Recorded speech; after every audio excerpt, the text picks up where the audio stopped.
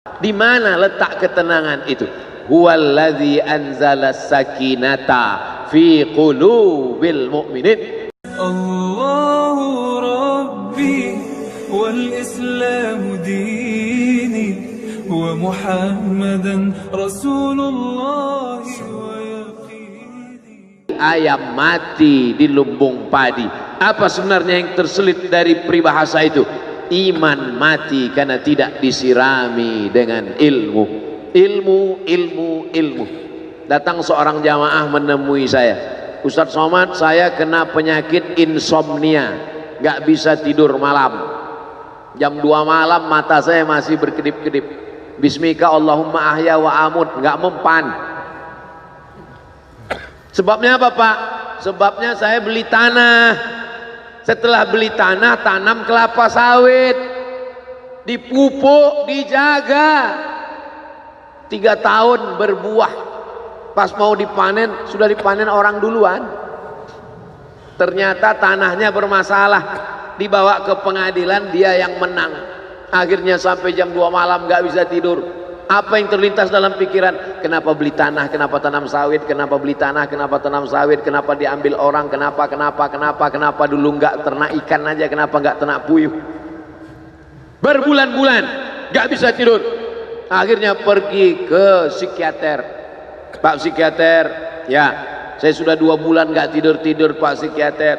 Akhirnya Pak psikiater buat resep.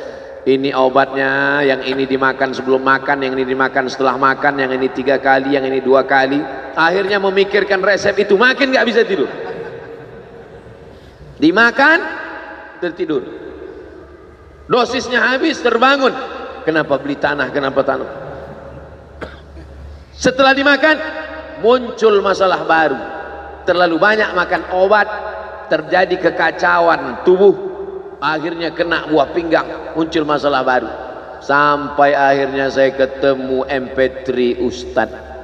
Saya dengarkan sebelum tidur malam. Begitu saya dengar, saya itu tidur. Makanya saya tidak marah kalau ada jamaah itu tidur. Itu menunjukkan jiwanya tenang.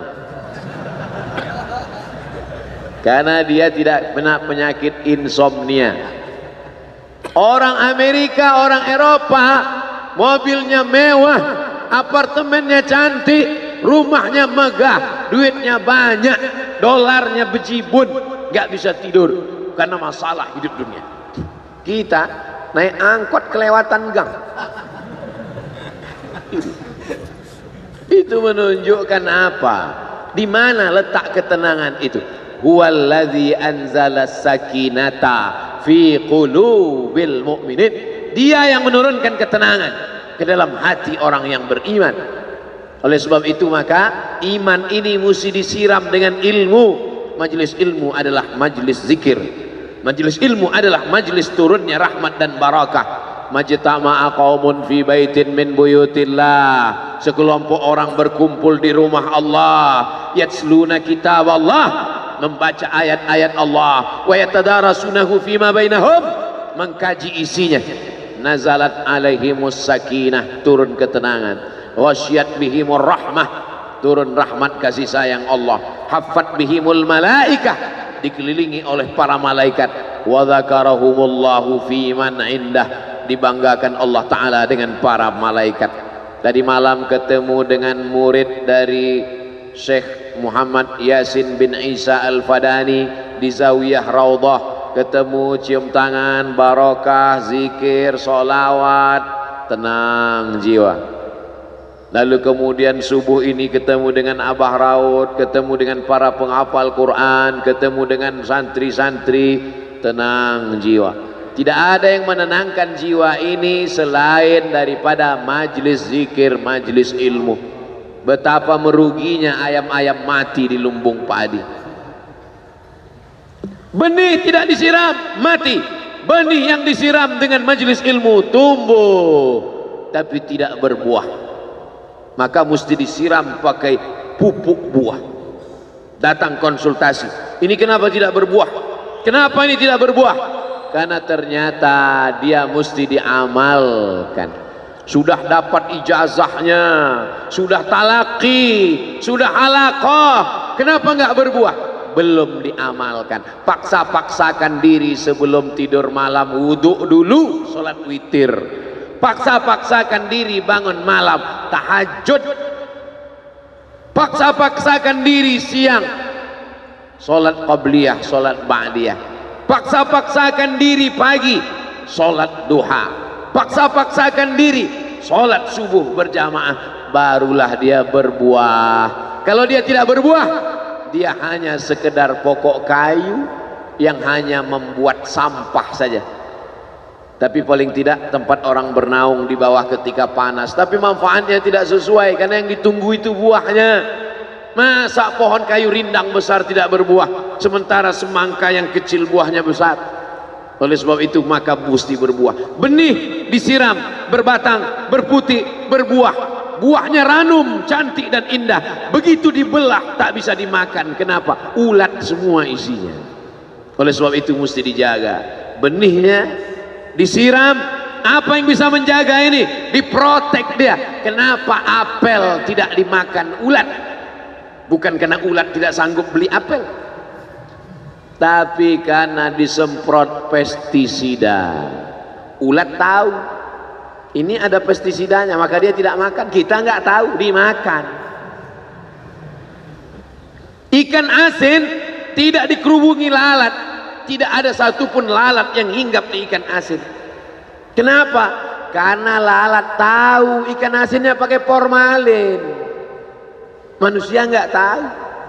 Pintar mana manusia dari lalat? Jangan jawab. Akhirnya orang makan, menumpuklah pestisida dan formalin dalam darah. Apa namanya? CANCER, cancer. Karena dia tidak larut dalam tubuh. Yang lain-lain larut. Makanan-makanan larut menjadi energi, menjadi sampah, dibuang menjadi kotoran. Sama seperti daun, kalau jatuh ke tanah larut menjadi pupuk, tapi plastik tidak larut, maka plastik sampah bertebaran.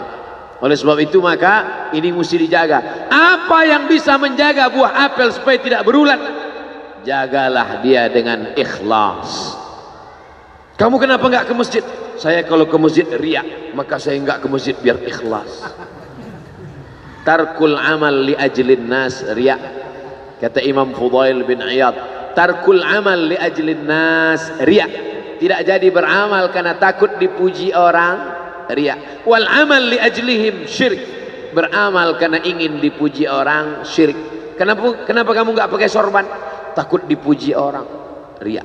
Pakai saja sorban anak, jangan takut dipuji orang. Pakai sorban, yakinkan dirimu. Baik. Ustaz, kenapa nggak pakai sorban? Ada masanya nanti pakai sorban. Tarkul amal li ajlin nas riya. Tapi beramal, tapi saya nggak tahan Pak Ustaz, dipuji orang. Luruskan, karena pujian pasti akan selalu datang. La'atiyannahum min baini aydihim wa min khalfihim wa an aymanihim wa an syama'ilihim. Datang dari depan, dari belakang, dari kanan, dari kiri, dari dalam. Alladzi yuwaswisu fi sudur, dari dalam, dari depan, dari belakang, dari kanan, dari kiri, dari dalam, dari dua aspek, minal jinnati wan nas, dari yang zahir, dari yang batin, berdatangan dia. La ughwiyannahum, aku akan goda anak cucu Adam. Sampai kapan? Madamat arwahuhum fi ajsadihim, selama roh masih bersemayam dalam jasad, selama masih hidup, dia terus menggoda. Kapan kita berhenti dari godaan ini? Nanti setelah terbaring, terbujur kaku, bahkan sampai mau sakaratul maut pun dia tetap menggoda. Itulah makanya orang berzikir tidak bisa digoda waktu sakaratul maut. Kenapa?